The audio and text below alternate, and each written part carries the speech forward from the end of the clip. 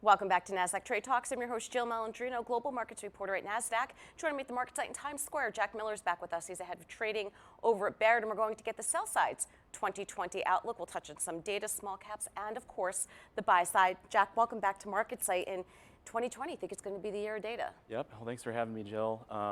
Yeah, as we look at equity market structure topics for 2020, we really do think of 2020 as being the year of data. You have Rule 606, which is about transparency to the buy side.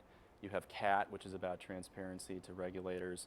Both initiatives that have been in the works for a long time and finally rolling out this year. So certainly at brokerages like Baird, we're in the mode of ramping implementation to get these implemented by the deadline.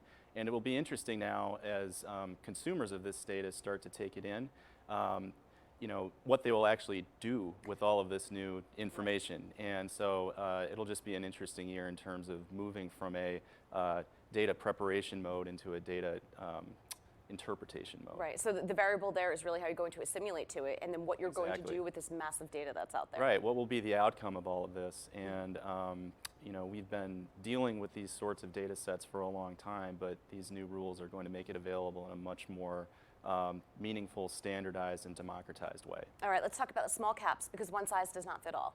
Exactly. So something very near and dear to us at Baird.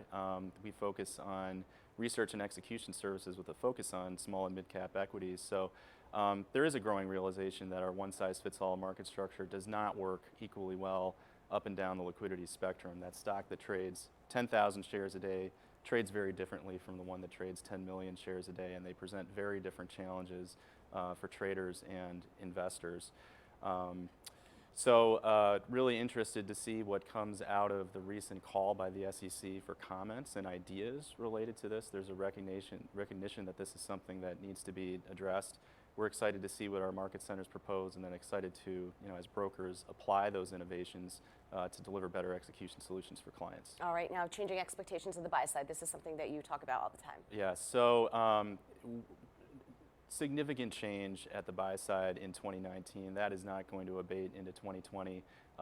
Trends like automation, trends like strategic conversations around things like outsourcing of trading, and then on the data topic, certainly more data and rules-based process coming into the trading world. So this will not abate. This is changing the way that the buy and sell side and all industry participants have to engage within the ecosystem.